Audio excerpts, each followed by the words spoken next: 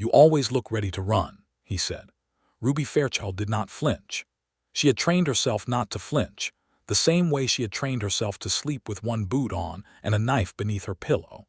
She stood at the edge of the Dusty Creek Saloon's back porch in the last bleeding light of a New Mexico evening in 1883, her travel bag already packed and waiting just inside the door behind her, and she looked at Roscoe Garrett the way a woman looks at a man she is furious with for being right. "Old habit," she said. The word hung between them like gunsmoke after a shot, thin and acrid and impossible to ignore.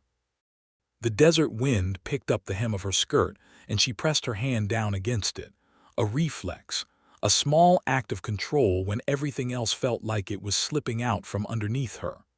Roscoe looked at her for a long, unhurried moment. He was not a man who filled silences carelessly. He had a jaw built from patience and eyes the color of dark creek water, and he had spent the last 3 months learning exactly which silences around Ruby Fairchild meant danger, and which meant she was simply deciding whether or not to trust him enough to stay another hour. "Let me change that," he said. Ruby felt something crack open inside her chest that she had kept sealed for so long she had almost forgotten what was inside it. She wanted to laugh. She wanted to pick up her bag and walk into the dark desert and disappear the way she always disappeared, clean and fast and without explanation. She wanted to say something sharp and clever that would push him back far enough that she could breathe again. She did none of those things. She stood very still on that back porch while the last of the sun dissolved into the horizon and the first stars punched through the violet sky above the mesa, and she felt, for the first time in years, the terrifying possibility that she might actually let someone try. That was the moment that mattered.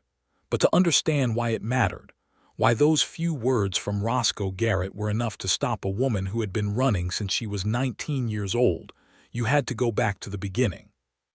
You had to go back to the day Ruby Fairchild arrived in Dusty Creek, New Mexico territory, with a false name on her lips and a very real past chasing her like a prairie fire. It was April of 1883, and the stage from Santa Fe had been delayed twice by washed-out roads, and once by a broken wheel axle that the driver fixed with fence wire, and a kind of casual optimism Ruby had found alternately irritating and admirable. She was 26 years old. She had left Abilene, Kansas the previous October with $32, a carpetbag, a set of skills that respectable women were not supposed to have, and a secret that could get her killed. The secret was this: Ruby Fairchild was not her real name. Her real name was Ruby Colton, and her father had been Emmett Colton, who had for 11 years been the most feared land agent in the Kansas cattle territory, a man who had forged deeds, bribed judges, destroyed small ranchers, and ruined lives with a fountain pen and a bottle of ink and a smile that Ruby had once thought meant safety. She had loved her father the way children love the only solid thing in their world, completely and without question, until she was 19 and she found the ledger.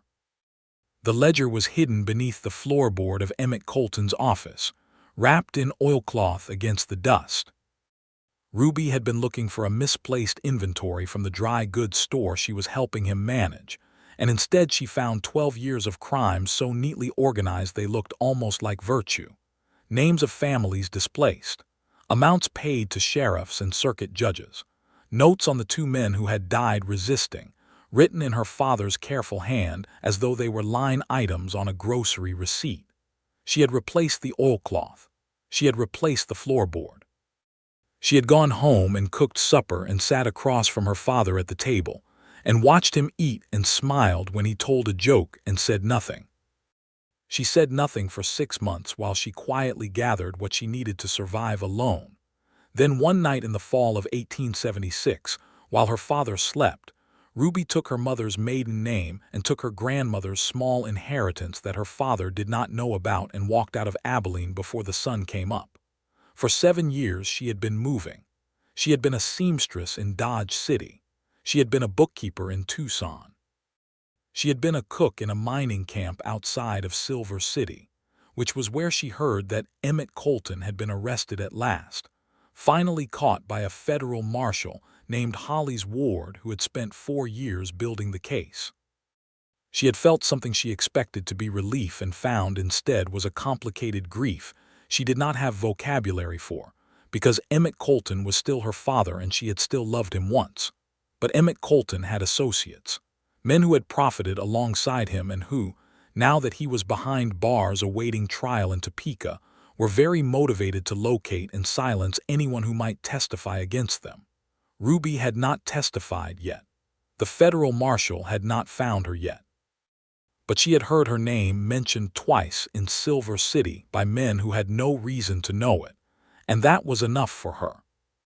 She packed her bag and bought a ticket for the Santa Fe stage and ended up, after a series of smaller connections and misfortunes, in Dusty Creek, New Mexico territory, which was small enough to disappear in and far enough from Kansas to feel like the edge of the world.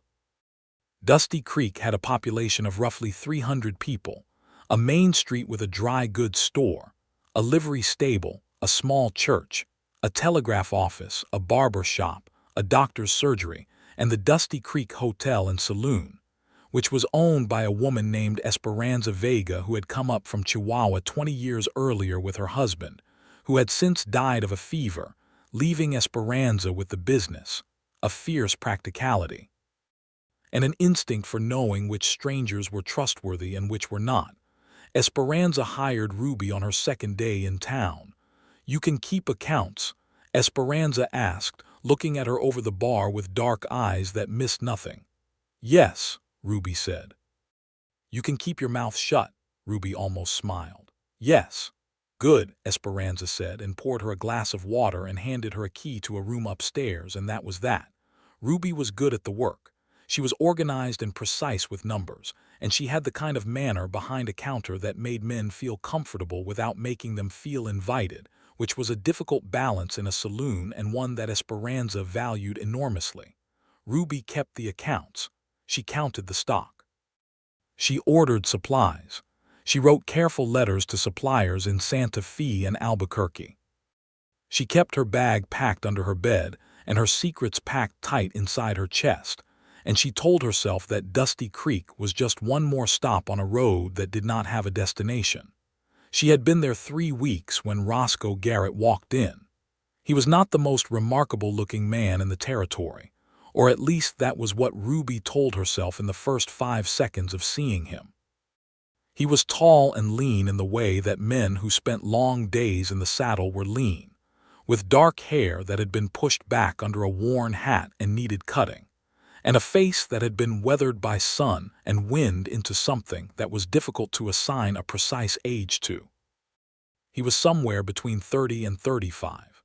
He wore a deputy marshal's badge on his canvas coat, which was the first thing Ruby noticed, because she made it a point of practice to notice badges immediately and assess the threat they represented. He sat down at the bar and ordered coffee, which was unusual in a saloon, and when Esperanza brought it, he thanked her by name, which meant he had been here before and that Esperanza liked him well enough to have introduced herself. He pulled a folded paper from his coat pocket and read it while he drank, frowning slightly, the kind of frown that meant the paper contained news he was working out how to respond to. Ruby was at the far end of the bar reconciling the previous week's accounts when Esperanza leaned over to her and said, quietly, "That is Roscoe Garrett. He is the deputy marshal for this county. He is honest, which in this part of New Mexico is rarer than silver." "Is that so?" Ruby said, in a tone that meant she was not inviting further information. Esperanza gave her a look that said she had noticed this tone but was going to let it pass for now, and went to refill Roscoe's coffee. Ruby did not look at him again that day. She was very deliberate about it. But Roscoe Garrett came back the next day, and the day after that, and within a week it had become clear that he often ate supper at the Dusty Creek Hotel because Esperanza's cook, a man named Felix, made a beef and green chili stew that was apparently worth the company of whoever happened to be in the saloon on any given evening. He was not a man who sought attention.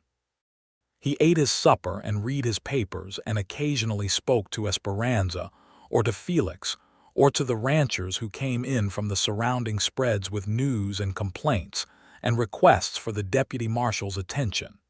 He did not speak to Ruby for the first 2 weeks. On the 15th day, she dropped a ledger while carrying it from the back room to the bar, and it fell open on the floor with its columns of numbers face up, and Roscoe Garrett, who had been passing on his way to the door, picked it up before she could reach it. He looked at the page for one brief moment, the instinct of a man who reads everything, and then he closed it and handed it back to her. "Good system," he said. "Double entry with monthly reconciliation columns on the right."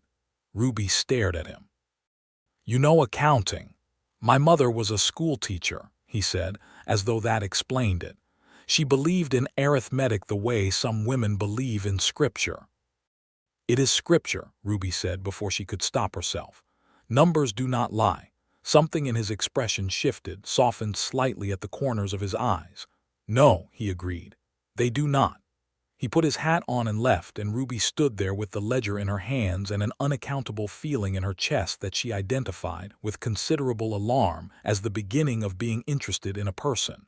She told herself to stop it immediately. She was not entirely successful. Over the weeks that followed, the conversations happened in small increments. The way spring happens in the desert, gradually and then all at once. He mentioned that he had grown up in Texas, in a small town east of San Antonio, where his father had been a cattle rancher before a drought in the mid-1860s took everything they had. He had worked cattle himself through his late teens and into his 20s, and then spent 2 years as a scout for the Army, which was a period of his life he did not discuss in any detail, and that Ruby, who had her own periods she did not discuss in detail, respected completely. He had been a deputy marshal in this county for 4 years. He knew the land the way a man knows something he has been faithful to for a long time. Ruby shared smaller things. She said she had grown up in Kansas. She said she had been a bookkeeper in Tucson. She did not say her real name. She did not say anything about her father or the ledger under the floorboard or the 7 years of running. She watched Roscoe Garrett with careful attention and concluded that he was exactly what Esperanza had said, genuinely honest, which made him the most dangerous kind of person she could allow close to her, because honest men asked real questions and expected real answers. And yet she did not stop talking to him. In May, Dusty Creek had a celebration for the 3rd anniversary of the town's incorporation, a modest affair with a fiddle player in the street, and a long table of food brought out by various households. And Ruby went because Esperanza asked her to, and because she had nowhere else to be and no plausible reason to refuse. She stood at the edge of the gathering with a tin cup of lemonade and watched the dancing and reminded herself that this was temporary, that every place was temporary, that the whole point of her life was to keep moving. Roscoe appeared at her elbow without announcing himself, which should have startled her but for some reason did not. "You do not dance?" he asked. "I did not say that. You are standing over here instead of dancing," he observed. "There is a logical distance between those two facts," she told him. He considered this for a moment, then held out his hand. It was a simple gesture, uncomplicated by anything except the straightforward offering of it, and it undid something in Ruby that had been braced against exactly this kind of simplicity. She put her hand in his and let him lead her out to where the fiddle was playing a reel, and she danced with Roscoe Garrett in the street of Dusty Creek under a wide sky of late spring stars, and for precisely 4 minutes and 30 seconds she forgot to be afraid of anything. When the music stopped, he held her hand for 1 beat longer than necessary before letting go. "You are the best dancer in this territory," he said seriously. "You are the worst liar in this territory," she replied, and he laughed, and the sound of it did considerable damage to her defenses. It was in June that the first real danger arrived. His name was Silas Prout, and he came into Dusty Creek on a Tuesday morning with 2 other men and checked into the hotel under a business name that meant nothing. He was a broad, quiet man with small, pale eyes and a leather satchel that he carried everywhere, and he told anyone who asked that he was a land surveyor working on behalf of the Territorial Railroad Commission. Esperanza told Ruby this with a particular flatness in her voice that meant she did not believe it. Ruby served him coffee that first morning, and recognized him in the way you recognize a face from a nightmare. Not with certainty, but with a deep physical revulsion that precedes certainty. She had seen him once briefly in Abilene, going into her father's office. She had been 11 years old and he had been younger, but the eyes were the same, small and pale and calculating. She did not react. She poured the coffee and said nothing and walked back behind the bar and continued with her work while her heart moved very fast inside her chest. That evening she asked Esperanza casually if the land surveyor had said how long he planned to stay. Esperanza studied her. "A week," he said. "Why?" "Curiosity," Ruby said. Esperanza did not look convinced, but she let it alone. Ruby went upstairs that night and sat on the edge of her bed with her packed bag and thought seriously about leaving Dusty Creek before sunrise. She had $38 saved. She could take the eastbound stage to Las Vegas, New Mexico, and from there find a connection to anywhere. Colorado, maybe. She had heard Denver was large enough to get genuinely lost in. She thought about Esperanza, who had been kind to her without asking for anything in return. She thought about the accounts, which she had organized so well that they actually told the honest truth about the saloon's finances for the first time in years, and about how Esperanza would have to untangle them from whoever replaced her. She thought about Roscoe Garrett, and then she deliberately stopped thinking about Roscoe Garrett and focused on the practical problem of Silas Prout. The practical problem was this: she did not know for certain that he was here for her. He might genuinely be a land surveyor. He might be working for the railroad. The territory was full of men traveling on legitimate business, and it was possible that the dread she felt was nothing more than the predictable anxiety of a woman who had spent 7 years being afraid. It was possible she was about to abandon the closest thing she had found to a home since she was 19 because of a man's eye color. She unpacked her bag and lay down and did not sleep until nearly dawn. The next morning Silas Prout was at the bar again when she came down, and this time when she poured his coffee he said, without looking up, "You remind me of someone." Ruby's hands were completely steady. She had practiced this. "People often say that," she said pleasantly. "I suppose I have a common sort of face." He looked at her then, those pale eyes direct and assessing, and she looked back at him with the pleasant blankness of a woman who has nothing to hide and the world's most cooperative face. After a moment he looked away. "Suppose so," he said. Ruby went into the back room and stood very still for approximately 30 seconds and then went back to work. She started paying close attention to Silas Prout's movements. He left the hotel each morning with his 2 associates and his leather satchel and was gone until late afternoon, which was consistent with surveying. But when she mentioned this to Esperanza, Esperanza said that Carlos from the hardware store had seen them in the hills to the east without any surveying equipment, just riding and looking. This was not consistent with surveying. On the 4th day, she sent a note. She had never done anything like this before. Her whole strategy for 7 years had been to move, not to engage, not to reach toward anyone for help, not to create connections that could be traced or that she might have to explain. But she wrote a note on a small piece of paper and folded it and gave it to the boy who sometimes ran errands for Esperanza, telling him to take it to the Deputy Marshal's office. The note said, "There is a man in your town named Silas Prout who I believe is not what he says he is. I think he may be looking for someone. I cannot tell you everything, but if you are willing to look into his background, I believe it would be worth your time." She signed it with her initials only, and then second-guessed herself entirely, and then sent it anyway. Roscoe came by the saloon that evening at his usual hour, and he sat at the bar and ordered his coffee, and when Ruby brought it he said quietly, "I got your note." She waited. "I sent a telegraph inquiry to the marshal's office in Santa Fe this morning," he said, stirring his coffee thoughtfully. "Asked about Silas Prout. Got a response this afternoon." And her voice was entirely level. He is not a land surveyor, Roscoe said. He looked at her directly and his eyes were very steady. He works for a man named Conrad Shearer, who is a business associate of Emmett Colton. The name landed in the space between them like a stone dropped in still water. Ruby set down the coffee pot with great care. She was aware that her face had changed in some way she could not control, and that Roscoe was watching her with the careful attention of a man who is very good at reading what faces say even when mouths are saying nothing. "I see," she said. "Emmett Colton," Roscoe continued, his voice measured, "is awaiting trial in Topeka. His trial begins in September. The federal marshal handling the case is a man named Hollis Ward, who I happen to know personally.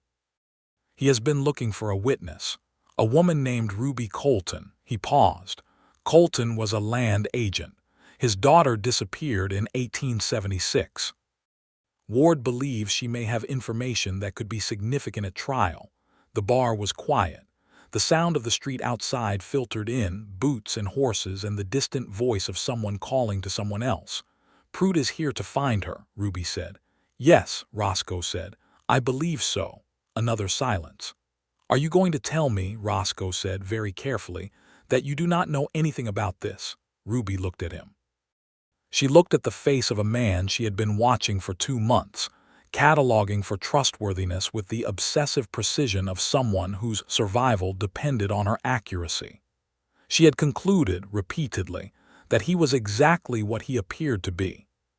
She was very rarely wrong about people, and she was not often wrong when she was very careful, and she had been very careful about Roscoe Garrett. "My name," she said, "is Ruby Colton." The words felt strange in her mouth, like a word in a language she had been afraid to speak. She had not said her real name out loud since she walked out of Abilene 7 years ago. Roscoe nodded slowly, not with surprise, she noticed, but with the slight release of a man confirming what he had already partly worked out. "Tell me what you know," he said. She told him. Not everything, not immediately, but she started, which was the thing she had not done for 7 years. And once she started, she found it difficult to stop, because the truth had been sitting inside her like a stone pressed against her lungs, and even partial relief of it was enormous. She told him about the ledger. She told him about the families displaced, and the men who died and the judges who were paid. She told him about walking out of Abilene before dawn. She told him about hearing her name in Silver City.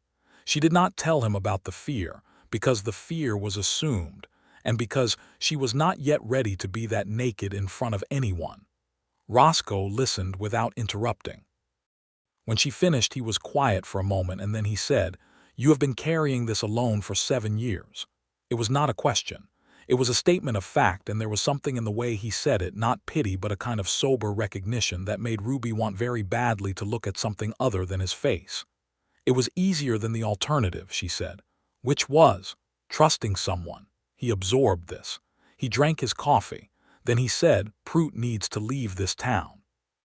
And you need to talk to Hollis Ward." "I need to not be dead first," Ruby said. "Yes," Roscoe agreed. "That is the first order of business."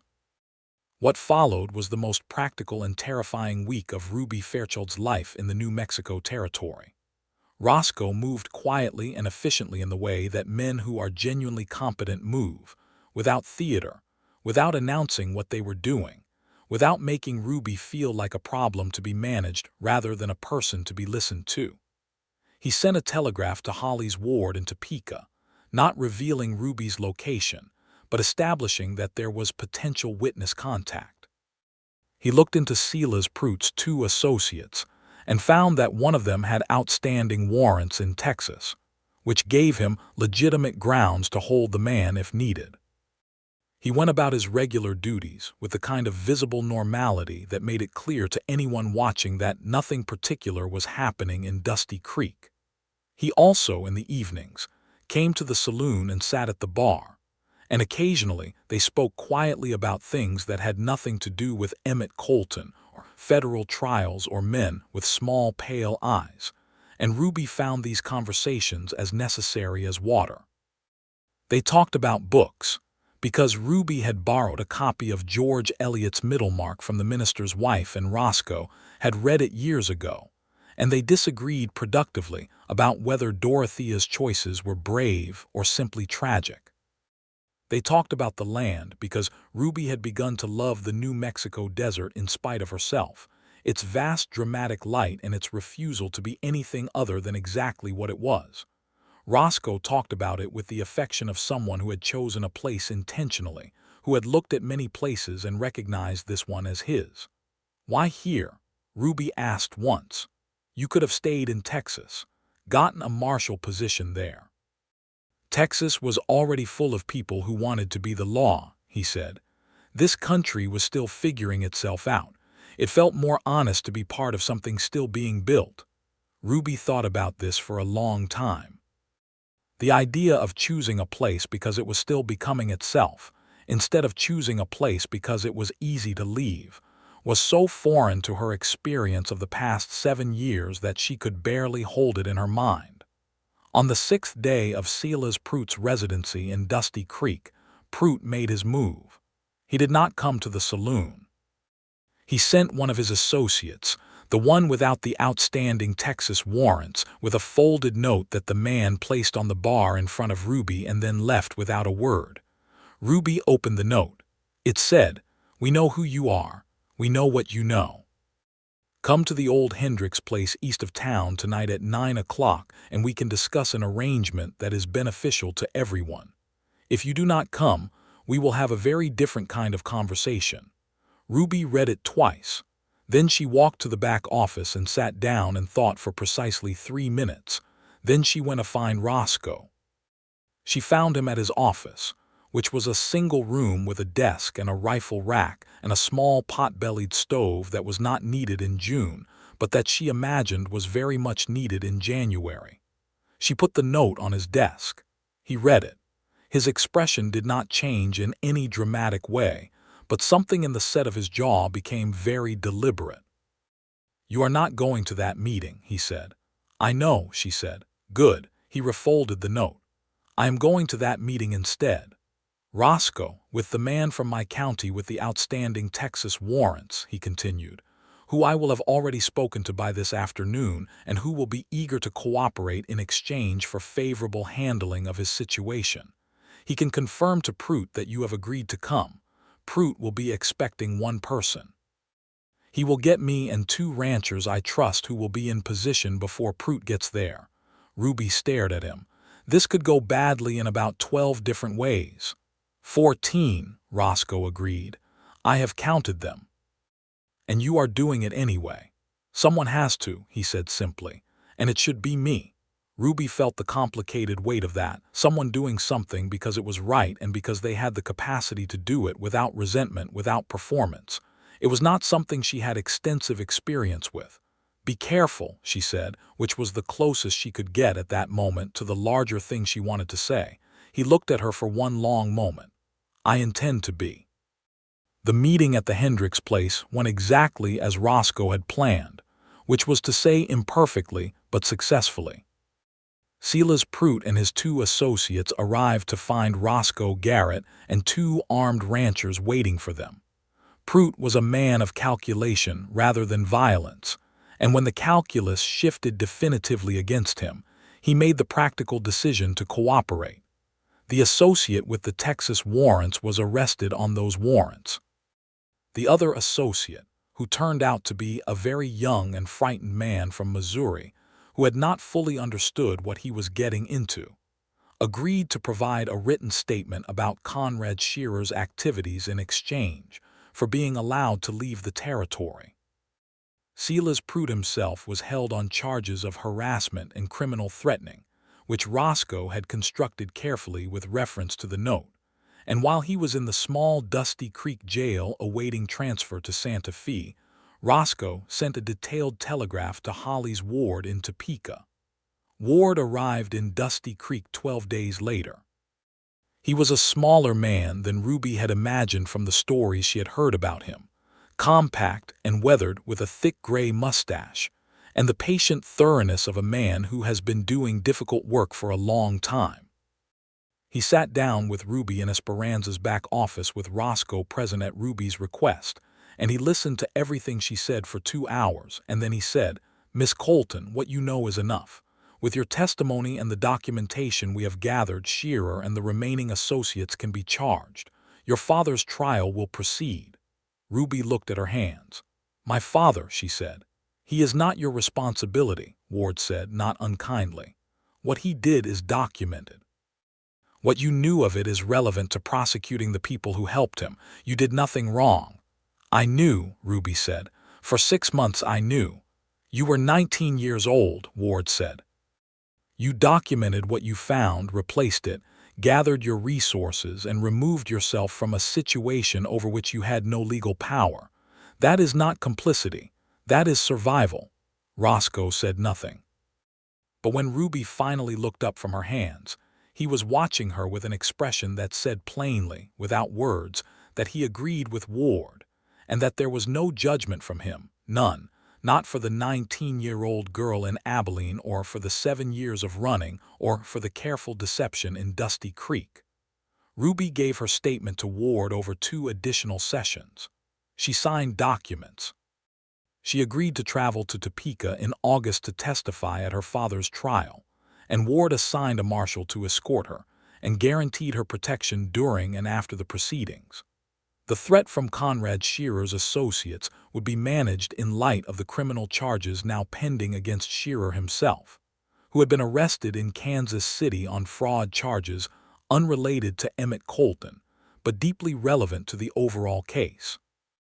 When Ward left, the town of Dusty Creek settled back into itself with the particular equanimity of a small Western community that has seen trouble come through before and expects to see it come through again, and is not particularly impressed by any of it.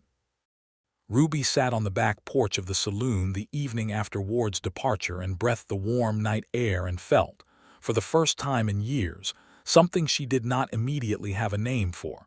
It took her a little while to identify it as lightness, the actual physical sensation of something being less heavy. She heard the door open behind her. She did not look. She knew the sound of his boots. Roscoe sat down on the step beside her, not too close, maintaining the careful measured distance he had maintained throughout, because he was a man who understood that Ruby Fairchild needed space the way the desert needed rain, essential but easily too much. "How are you?" he asked. "Lighter," she said, and he nodded as though that made complete sense, which it did to him. They sat in silence for a while, which was a comfortable silence now, one that had earned its comfort over weeks of conversation. The sky above the mesa was purple and vast and full of stars that had no opinion about anything and simply shone. "What happens now?" Roscoe asked. "I go to Topeka in August," Ruby said. "I testify," and then she paused. "I do not know." "Do you want to know?" he asked. She looked at him sideways. "What do you mean?" "Some people prefer not to plan beyond the immediate crisis," he said. "It is easier to manage. You do not have to account for the possibility that things might be good." Ruby felt something tighten in her chest and then deliberately release. "You are very perceptive for a man who mostly talks about numbers and George Eliot." "Mostly," he agreed. Another silence. The night insects were loud and the distant sound of the piano from inside the saloon was cheerful and muffled. "I think," Ruby said carefully, "that I am not very good at staying in one place." "That is true," Roscoe said. "But it is a learned behavior, not a fixed one." She looked at him directly then. He was looking at the sky. His profile was familiar to her in a way that had crept up on her without her consent, the specific angle of his nose and the particular line of his jaw under a week's worth of dark stubble. Familiar the way things become familiar when you have been paying very close attention to them for months. "Is it?" she said.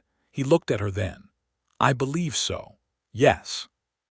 And that was where it stood, in late June of 1883, with Silas Prout in custody and Conrad Shearer, facing federal charges, and Ruby Colton's real name finally out in the open air after 7 years underground.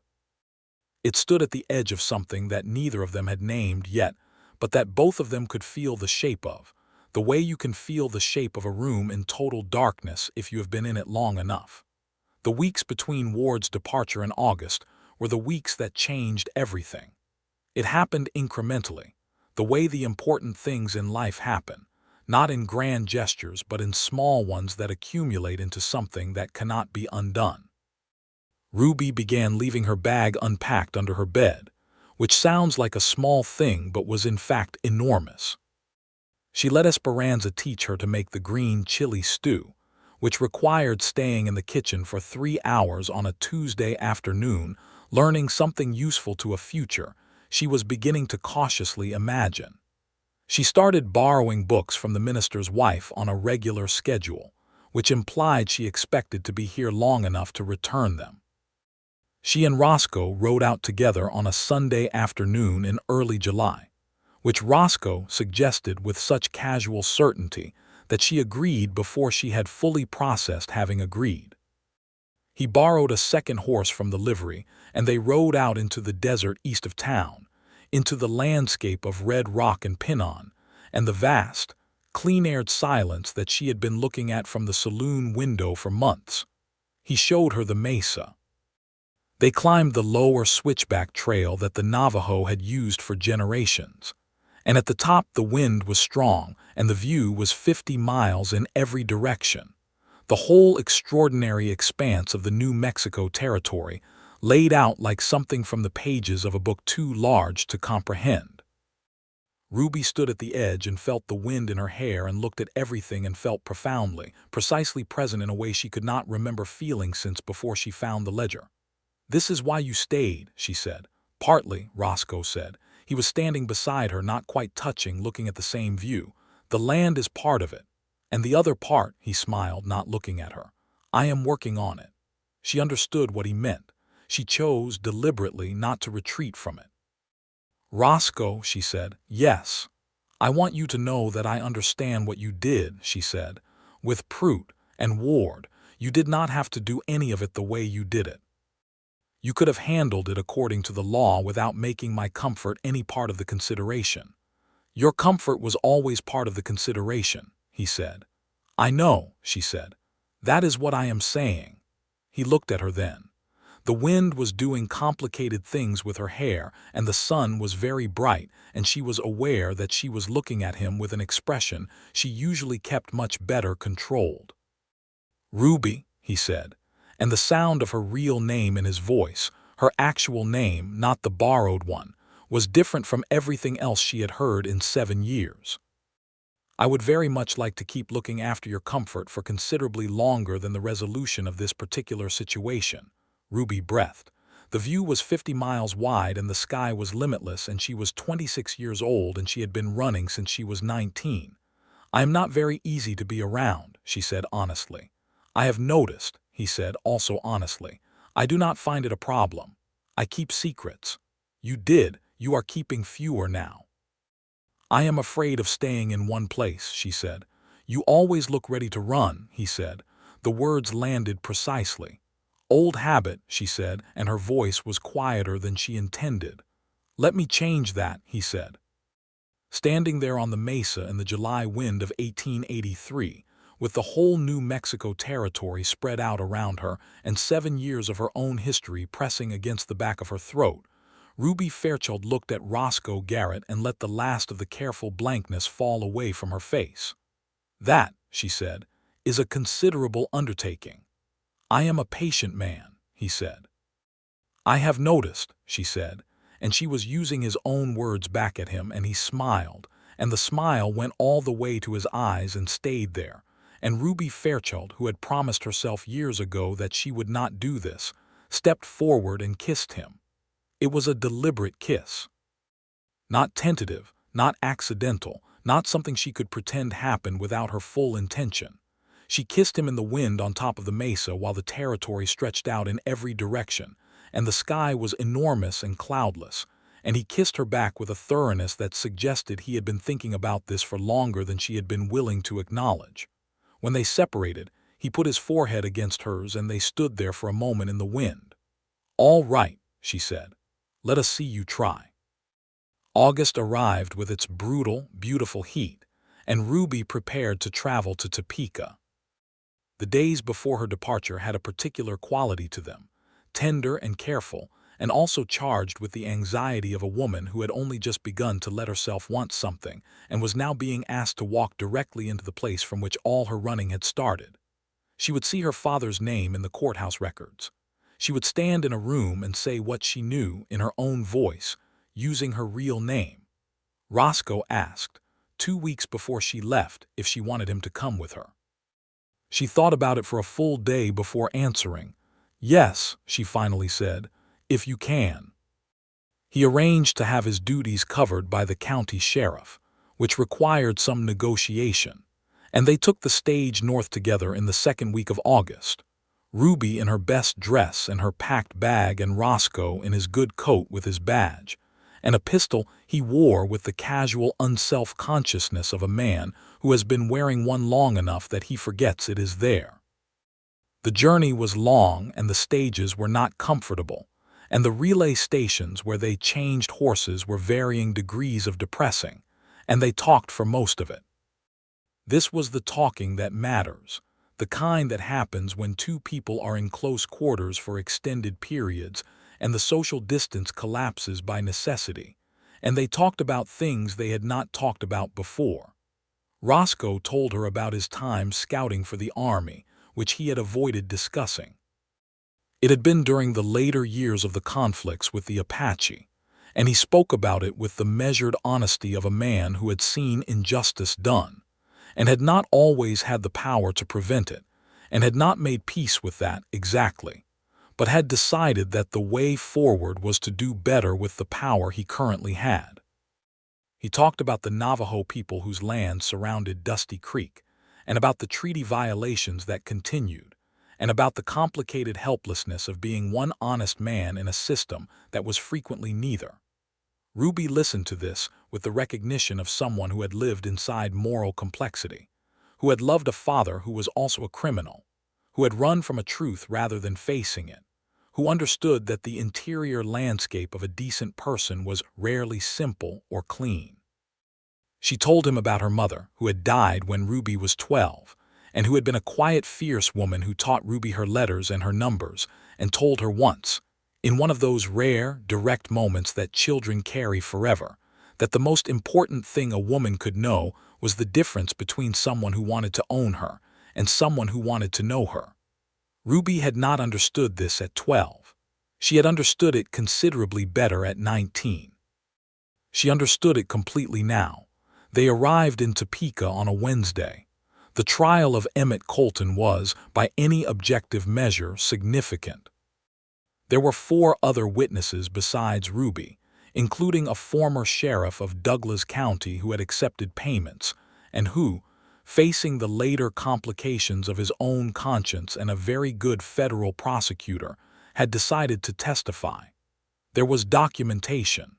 There was the testimony of 3 families who had lost their land. There was the meticulous record-keeping of Holly's ward, who had spent 4 years building this case with the care and patience of a man who believes in the specific gravity of truth. Ruby sat in the courthouse on a Thursday morning and looked at her father across a room full of strangers. Emmett Colton was 61 years old and had become smaller than she remembered, or perhaps she had simply grown into a version of herself who could see him accurately. He was still upright, still careful with his appearance, still wearing a pressed collar as though the circumstances were a minor inconvenience. He looked at her when she was called to the stand, and something moved across his face that she could not fully read. She testified for 2 hours. She was precise and clear. She described the ledger. She described the contents, which she had memorized over those 6 months before she left Abilene, with the careful attention of a woman who knows she will need this information someday, and does not know what form that need will take. She answered the prosecutor's questions and the defense attorney's questions, and she did not look at her father while she was speaking, because she had decided in advance that she would not do that, not because she was afraid of him, but because she was afraid of feeling too much of the complicated grief all at once. When she stepped down from the stand, she walked directly out of the courtroom and stood in the long corridor outside with its institutional smell of wood oil and old paper, and the particular silence of a building in which very serious things happen regularly. Roscoe was there. He had been sitting in the gallery, and he came out immediately, and he simply stood beside her and did not say anything, which was exactly right. After a long time she said, "I thought it would feel different." "Different how?" he asked. "Cleaner," she said, "like a wound that is finished bleeding." "I think it might take longer than a single morning to feel clean," he said. "Yes," she said, "I think you are right." He put his hand over hers where it rested on the corridor railing, and she turned her hand over and held his, and they stood there while the serious business of the courthouse continued around them. Emmett Colton was convicted. He received 12 years in the federal penitentiary. Conrad Shearer received 8 years on the combined charges. 3 other associates received shorter sentences.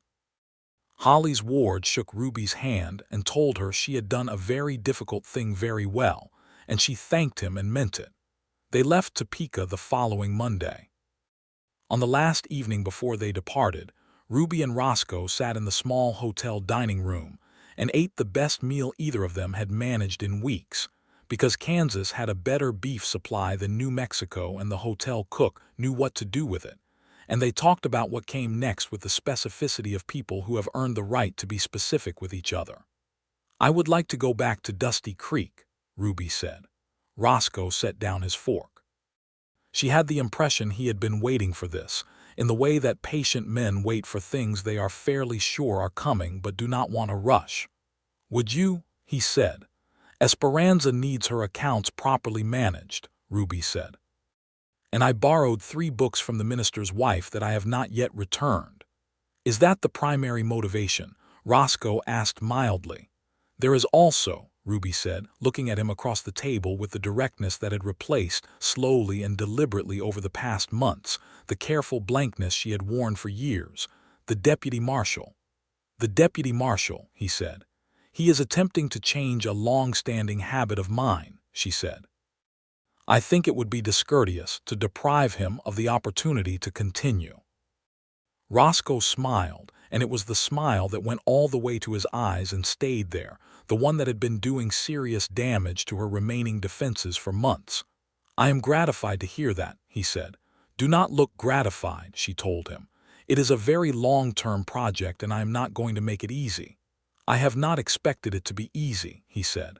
"I have expected it to be worth it." Ruby held his gaze for a moment. The hotel dining room was full of other people eating other meals and having other conversations, and none of them existed at this particular moment as far as she was concerned. "Yes," she said, "I believe it will be." They returned to Dusty Creek in the first week of September, when the New Mexico evenings were beginning to lose their summer extremity, and the quality of the light in the late afternoon was shifting toward something more golden and less brutal. The desert had a particular smell at this time of year, dry and mineral and alive, and Ruby noticed as the stage came down into the valley that she recognized it. Recognized it the way you recognize a place you have decided to come back to. Not the recognition of familiarity, but the recognition of home. Esperanza met her at the door of the saloon with a cup of coffee and the accounts from the 3 weeks of Ruby's absence, which were somewhat chaotic, and they spent the first evening getting everything back in order, which felt so normal and so right that Ruby sat down after it was done and felt briefly and completely overwhelmed by the ordinariness of the feeling. Life in Dusty Creek resumed and deepened. The courtship, if that was the word, was conducted with the mixture of warmth and careful honesty that had characterized everything between Ruby and Roscoe from the beginning. He came to the saloon in the evenings. They rode out on Sunday afternoons. They argued about books and agreed about the territory, and told each other true things about themselves on a continuing basis, which was the most intimate thing Ruby had ever done with another person, more intimate than anything else, more difficult and more necessary. In October, he asked her to have supper with him at the house he rented on the eastern edge of town, which he had been in for 2 years, and which still had the underfurnished quality of a man who had not expected to be permanent. She went and they ate the stew he had made with Felix's recipe, which he had acquired through negotiation, and she looked at the bare walls and the single shelf of books and the functional but uninviting kitchen and felt a very specific kind of affection for the evidence of a life that had been waiting for something without knowing it. "You need curtains," she said. "I have been told this," he agreed. "Multiple times, by Esperanza. What color would you want?" He looked at her. "What color would you choose?" She looked around the room. Blue, she decided, dark blue, like the sky out here just after the last of the sun goes. He nodded slowly.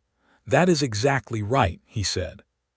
She made the curtains herself in November, out of fabric she ordered from the dry goods store, and she hung them in the windows of Roscoe's house on a Saturday afternoon while he sat at his kitchen table and read, and occasionally looked up at her on the chair she was using as a step stool and looked extremely content with everything. "You are staring," she said, not turning around. "I am observing," he said. "At what?" "You," he said. "In my kitchen. Making my house look like a place where people are happy to live." Ruby came down off the chair and looked at the curtains, which were straight and deeply blue, and then she looked at him. He was watching her with the particular expression she had come to know best in the past months, patient and warm and entirely honest, without angle or hidden motive, without the complicated performance that had characterized every other adult relationship she could remember, the performance of goodness, the maintenance of appearances, the grinding work of pretending to be something you were not. "Roscoe," she said. "Yes." "I think," she said, and she said it carefully because it was important, "that I have stopped looking at the door." He understood what she meant. She could see it in his face. "Good," he said very softly.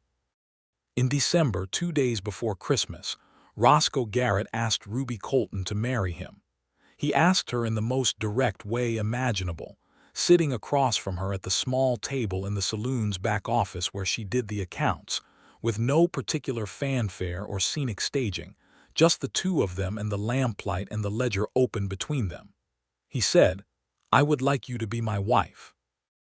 I am asking you directly because I believe you prefer directness, and because I want you to know that the asking is entirely without expectation, and you may take whatever time you need to answer." Ruby looked at the ledger. She looked at the lamp. She looked at him.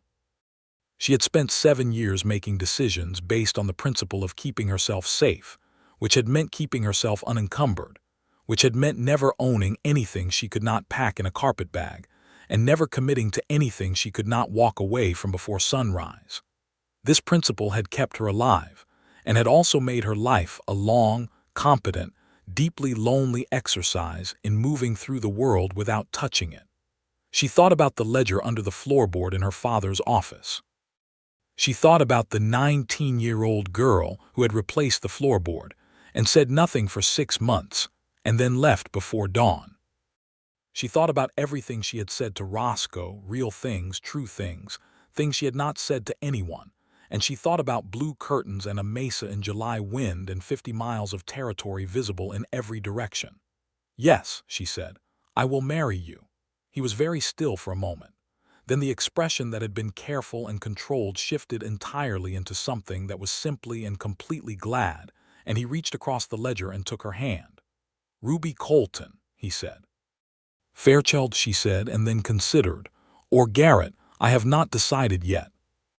"Take your time," he said, and he was smiling, and the smile was the one she loved most, and she held his hand across the ledger and the lamplight in the back office of Esperanza's saloon, and felt the particular, irreversible quality of having chosen.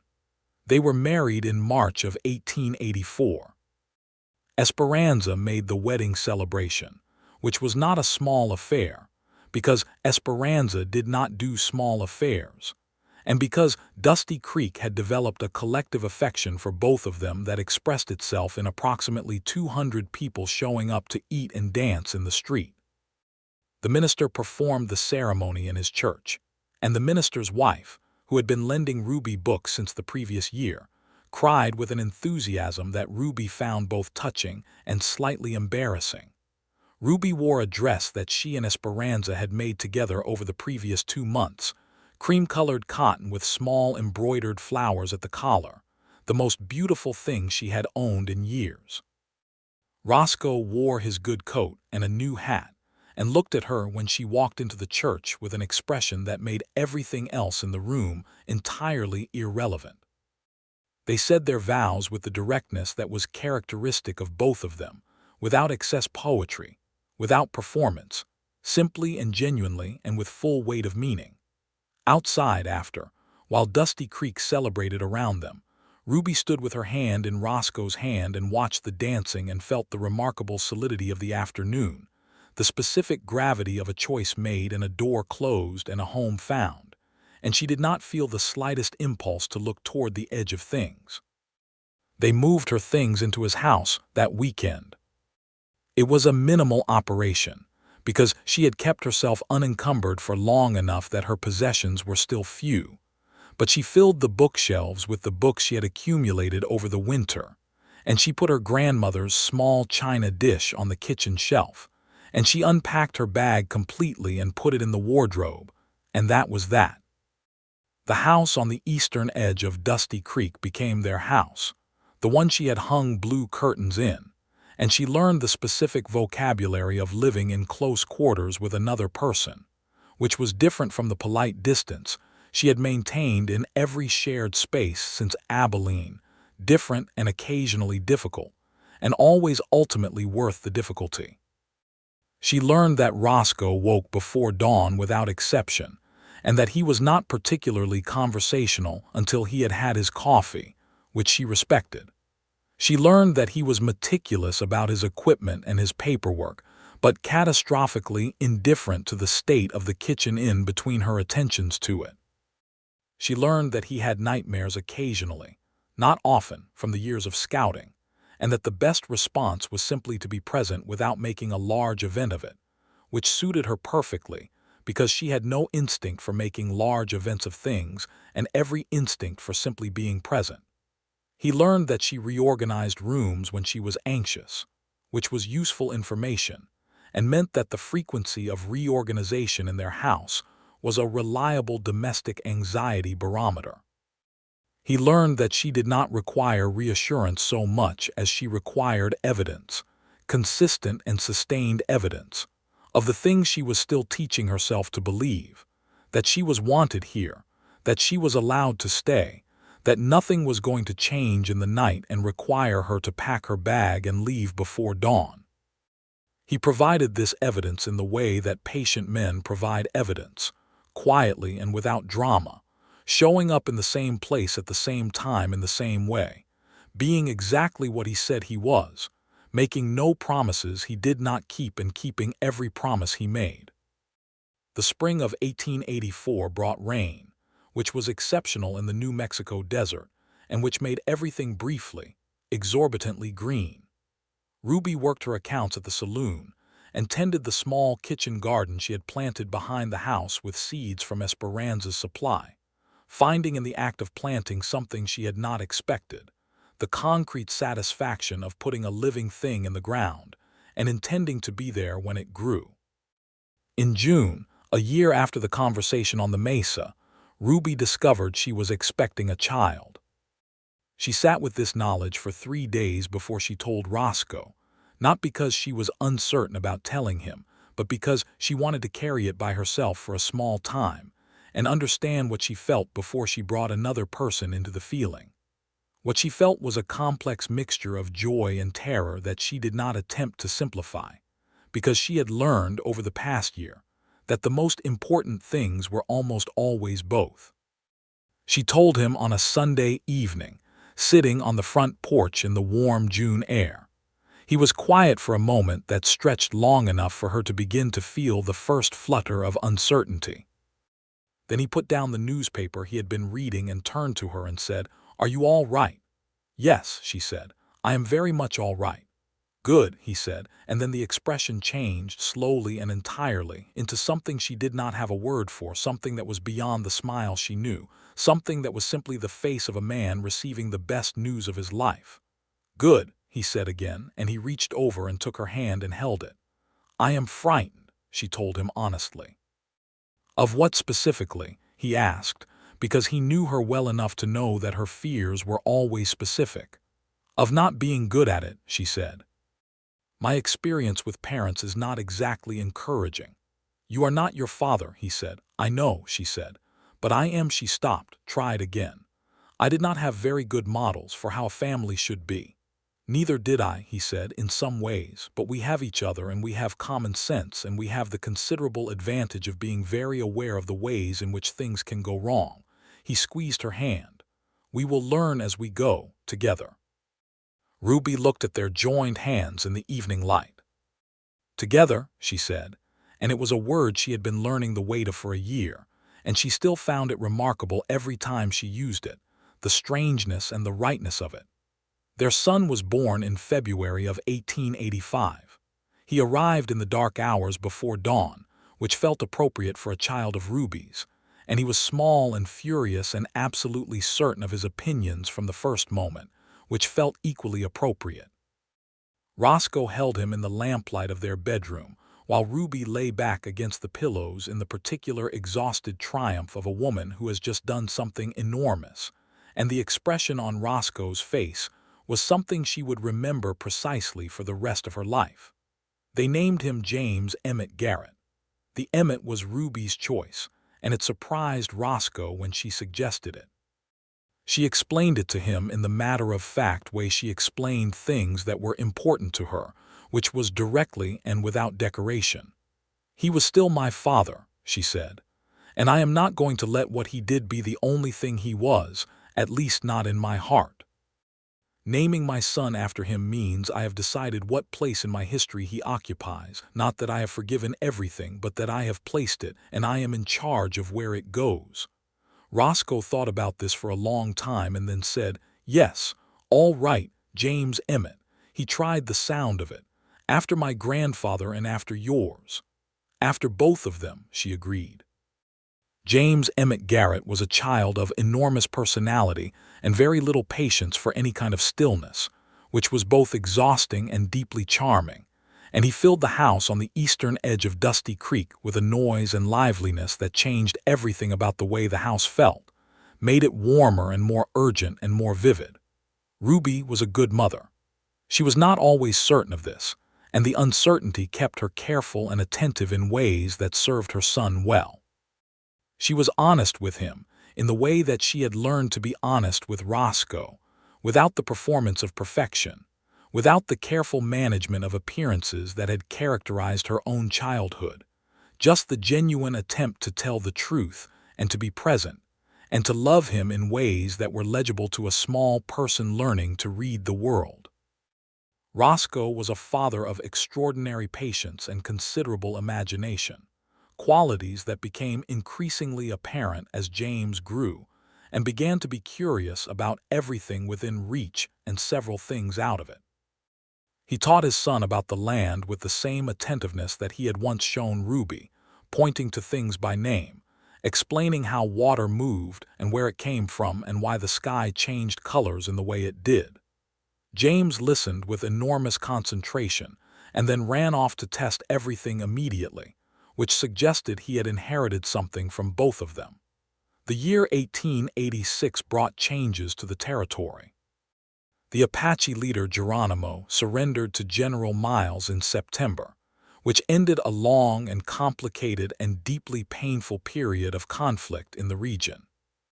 Ruby read about it in the Santa Fe newspaper that came to Dusty Creek once a week, and she thought about what Roscoe had said about injustice and power, and the limited capacity of one honest person to fix a broken system. And she thought about the Navajo families who continued to live in the surrounding land with a dignity and a persistence that she found profoundly moving.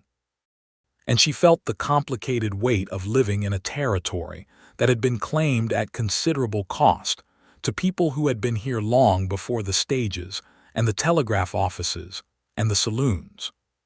She talked about this with Roscoe regularly, because he was a man who was willing to think about uncomfortable things without flinching, and because she had learned that talking about things clearly was the beginning of whatever small action was available.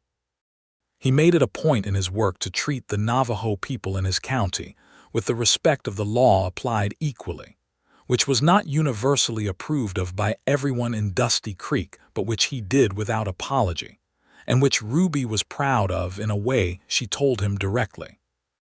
In 1887, Ruby became Dusty Creek's unofficial bookkeeper for 3 additional businesses, because word had spread through the town that the woman at Esperanza's saloon who kept accounts was extraordinarily precise and completely trustworthy, and 3 business owners had approached her over the course of the year with requests for her services.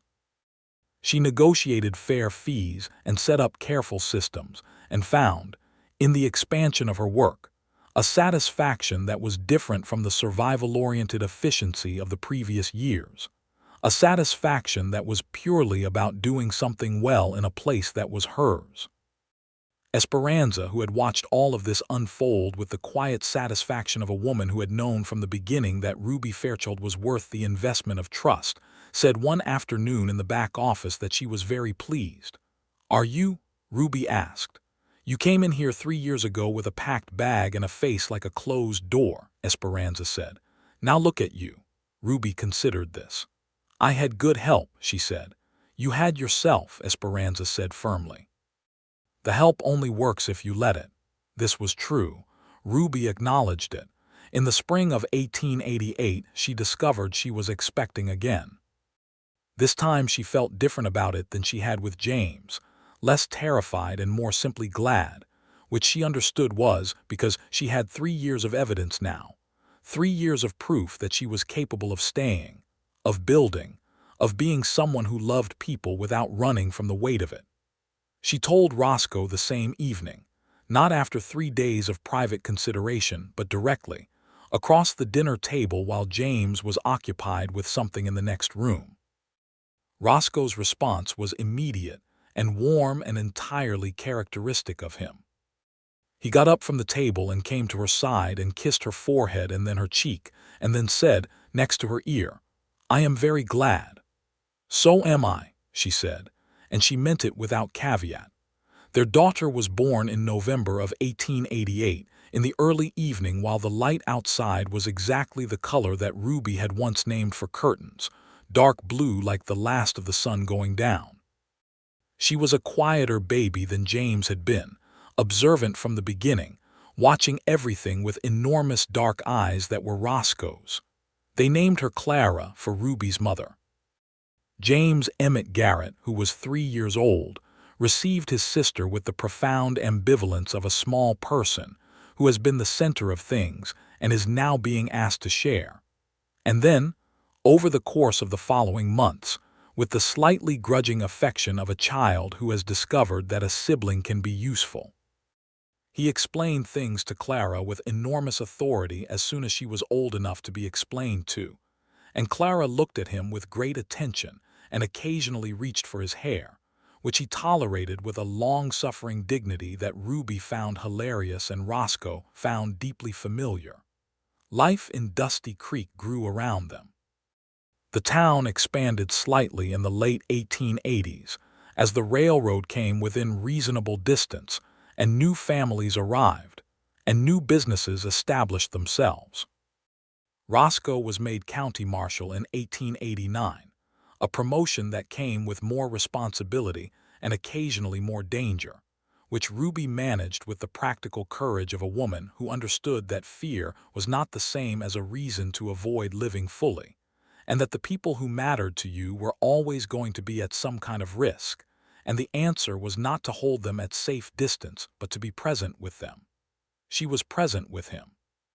She said this plainly once when he came home from a difficult situation involving a robbery at the relay station that had been more dangerous than anticipated, and she saw the look on his face that said he was worried about what that had done to her.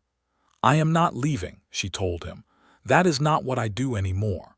He looked at her. "It was an old habit," she said. "You changed it."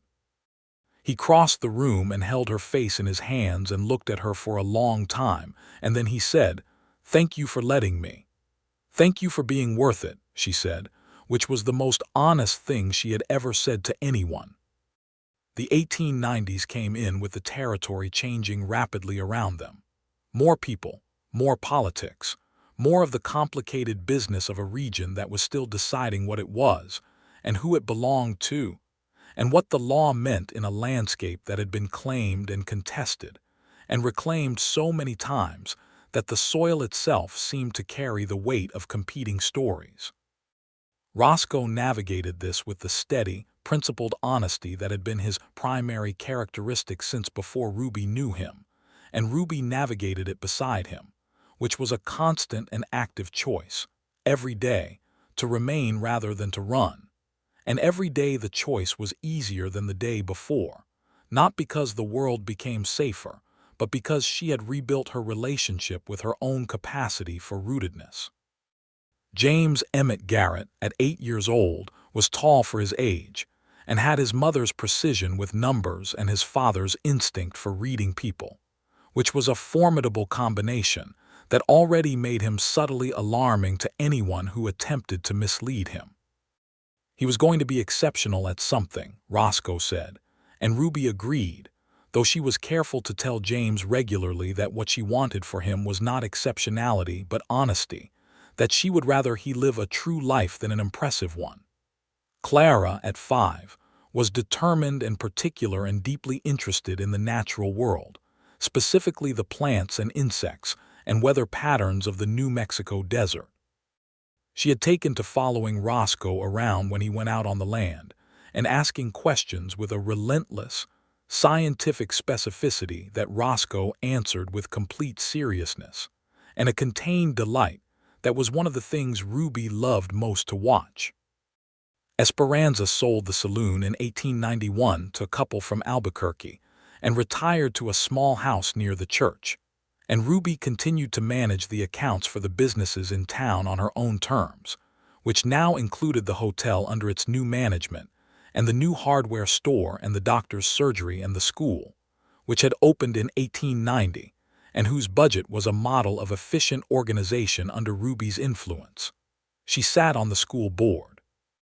This was Roscoe's suggestion, and she resisted it initially, because being on a school board was definitively not the act of someone who intended to be temporary, and she was still occasionally startled by the discovery of how permanent she had become, how deep the roots had gone without her fully tracking their progress.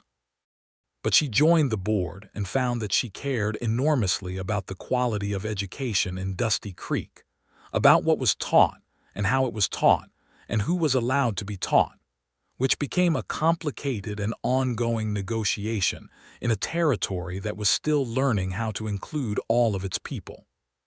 She advocated for the children of Navajo families who lived at the edges of town to have access to the school, which was not unopposed, and the negotiation required more patience and strategic thinking than she had expected. But she had been trained in patience by 7 years of survival and in strategic thinking by a lifetime of necessity. And she made progress, slowly and then more quickly as people began to understand that she was not going to stop. Roscoe supported this publicly, which cost him politically among certain members of the county who were not interested in progress, and he was direct about the cost and equally direct about his willingness to pay it. "You do not have to make this your issue publicly," Ruby told him once after a particularly contentious meeting. "You are my wife," he said. "If something is your issue, it is my issue. That is not complicated. It is politically complicated." "Yes," he said, "and I am the county marshal, not a politician. My job is to apply the law fairly. Everything else follows from that." This was so precisely him that Ruby had nothing to add to it. On their 10th wedding anniversary in March of 1894, Roscoe gave Ruby a gift that she would keep for the rest of her life. It was a journal, leather-bound, with her name embossed on the cover. Not Ruby Fairchild, not Ruby Colton, Ruby Garrett.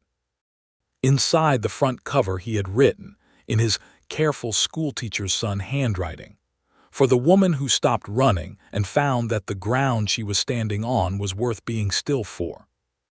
Ruby sat on the edge of their bed and read this, and felt the full weight of the 10 years it encompassed, the mesa in July wind and the courthouse in Topeka, and the blue curtains and James arriving in the dark before dawn and Clara in the evening light, and every ordinary morning in between. The coffee and the accounts and the arguments about books and the Sunday rides and the nightmares and the kitchen reorganizations, and the evidence, consistent and sustained, of a life that was genuinely and entirely hers. She thought about the girl who had walked out of Abilene before dawn with $32 and a secret, and she held the journal in her hands and felt not the loss of that girl but the gratitude she owed her. The gratitude you owe the version of yourself who survived in the only way she knew how in order to arrive at the place where survival became something larger. She went to find Roscoe, who was in the kitchen with James and Clara doing something noisy with a map of the territory that had been opened out entirely too wide for the space available, and she handed him the journal and said, "It is the most perfect thing anyone has ever given me." He looked at her over the children's heads with the expression she loved most and said, "You deserved it long before you would have accepted it." "Yes," she said, "probably." That evening, after the children were asleep, they sat together on the front porch of the house on the eastern edge of Dusty Creek, the house with the blue curtains and the kitchen garden and the 2 sets of boots by the door and the shelf of books that had grown to require a second shelf, and then a third. The night air was warm and the stars were as abundant and deliberate as they had always been over this piece of the New Mexico territory, and the sound of the desert at night was a particular kind of silence that was actually very full. "Roscoe," she said. "Yes. Do you remember what you said," she said, "on the mesa, the first time?" "I remember everything from the first time," he said. "You said let me change that," she said, "about running." "Yes. You did," she said simply. "You did change that." He was quiet for a moment. Then he said, "You changed it. I only gave you a reason to try."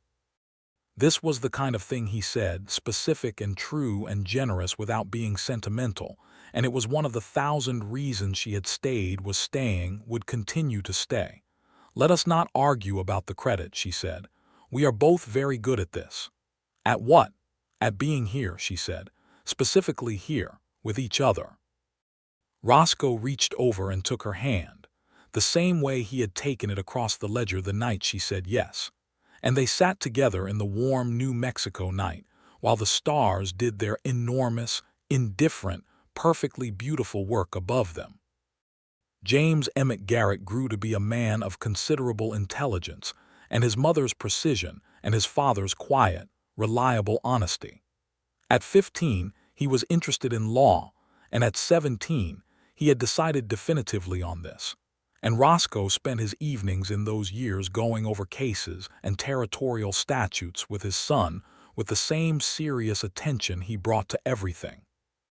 Ruby sat at the other end of the table keeping accounts and listening to these conversations, and felt a satisfaction so complete it was almost difficult to hold. Clara grew into the scientist she had always promised to be from the moment she started following Roscoe into the desert asking questions about plants.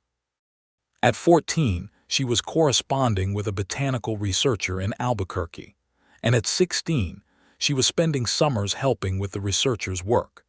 And at 18, she was the most knowledgeable person in Dusty Creek about the native flora of the New Mexico territory, which was not a common distinction, and which she wore with a matter-of-fact pride that was entirely her mother's. The last decade of the 19th century moved forward with the particular pace of a life that is full, not rushed, but not idle, the pace of days that are mostly good and occasionally difficult and entirely real. The territory of New Mexico continued to evolve toward statehood, which everyone expected, and which was actually still many years away. And Dusty Creek evolved with it, growing slightly and changing its composition, and adding buildings, and losing some, and generally demonstrating the ordinary, continuous process of a community that is alive. Roscoe served as county marshal until 1898, when he retired from the position to a man 20 years younger who had been his deputy for the previous 5 years, and who was entirely competent, and whom Roscoe had trained with care. The retirement was Ruby's suggestion more than his own, offered not because she was afraid of the work, but because she could see that he had been doing it long enough and well enough to be satisfied, and that there were things he wanted to do with the land that the marshal's schedule had not permitted. He bought a small parcel of land east of Dusty Creek and began running a modest cattle operation, nothing like the scale his father had managed in Texas before the drought, but sufficient for purpose and deeply satisfying in the way that physical work outdoors is satisfying for a man who has spent years behind a desk and a rifle. He was up at dawn with the pleasure of someone doing exactly what he intended to be doing, and Ruby watched this with an affection that had the depth of 15 years behind it. She continued her accounting work. She continued her school board advocacy, which had resulted over the years in genuine, if imperfect, progress in the inclusivity of the Dusty Creek School. She continued to read everything she could find, her own books and the minister's wife's books, the minister's wife having become an actual friend over the years rather than a book-lending acquaintance. And she wrote letters with considerable frequency to her network of correspondence, which had expanded from the modest original of Federal Marshal Holly's ward, to include Esperanza in her retirement and Clara in Albuquerque during the summers, and a woman she had met on the school board who had since moved to Santa Fe and who wrote splendid letters. On a warm evening in the early fall of 1899, Ruby sat on the front porch of her house with Roscoe and watched the sun go down over the mesa, the same mesa she had stood on in July of 1883 when everything had begun to change. And she thought about the specific accumulation of years that had brought her to this porch, this house, this man beside her, this life. She was 42 years old. She had been in Dusty Creek for 16 years. She had been married to Roscoe Garrett for 15 of them. She had 2 children who were more than she could have imagined and a house that was entirely and unmistakably a home and work that mattered to her, and a community that knew her real name and her real history and had decided she was one of their own. She had not packed her bag in years. She was not looking at the door.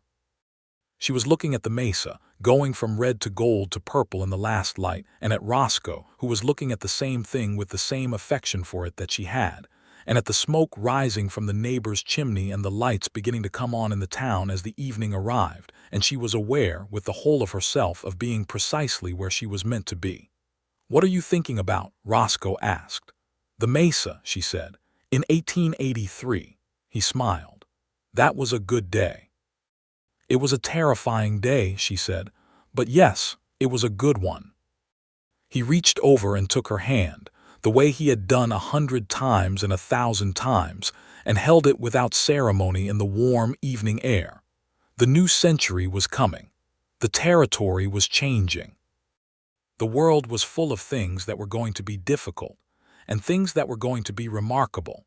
And Ruby Garrett, who had once been Ruby Colton of Abilene, Kansas, and who had once been Ruby Fairchild of nowhere in particular, had long since made her peace with uncertainty, because uncertainty was the condition of living in the world, and the only answer to it was exactly what she was doing, staying in one place with both hands open, letting the years accumulate into something that looked unmistakably like happiness. "Let us go inside," she said. "Yes," he said. They went inside together, into the house with the blue curtains and the wide bookshelves and the boots by the door, and behind them the mesa went purple and then dark, and the stars came out over Dusty Creek, New Mexico territory, and everything was well.